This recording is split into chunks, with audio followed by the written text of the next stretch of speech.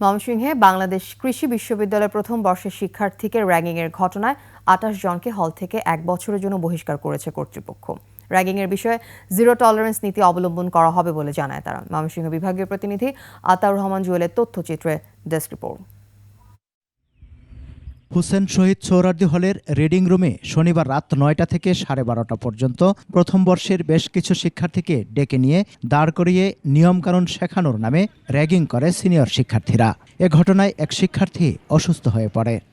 খারাপ ব্যবহার করা হয়, গালিগালাজ করা হয় এবং কিছু উদ্ভট নিয়ম কানুন সাইকেলের নিয়ম, তারপর হচ্ছে দোতলা যাওয়ার নিয়ম, আর হচ্ছে দেখা হলে সালাম দিয়ে পরিচয় দেওয়ার নিয়ম, আর অনেকগুলো নিয়ম টিয়ম বলে, আর সবার সাথে গালিগালাজ করে। তো তখন হচ্ছে একজন পড়ে গেলে তো অজ্ঞান হয়ে পড়ে যায়, তখন ওকে হচ্ছে বাতাস দিয়ে সুস্থ করে পরে হচ্ছে আমাদের ছেড়ে দেয় 12:30টার দিকে।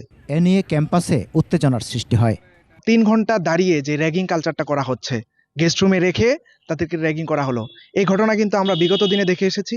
নতুন দিনে আমরা কিন্তু এগুলো দেখতে চাই না। শুরু থেকেই র্যাগিং জিনিসটা ছিল না, এখনো যাতে না হয় এই জিনিসটাই দাবি করবে। যতটুকু নিয়ম শেখানো যায় এতটুকু, এর বাইরে যেটা এক্সট্রা যে বিষয়টা, এই জিনিসটা যেন না হয়। কালার এক্সপার্ট, জর্জ স্যাপ এবং মাইল্ড অন হ্যান্ডস টেকনোলজি সমৃদ্ধ অরিক্স ক্রিস্টাল ওয়াশ আপনার লন্ড্রি এক্সপার্ট।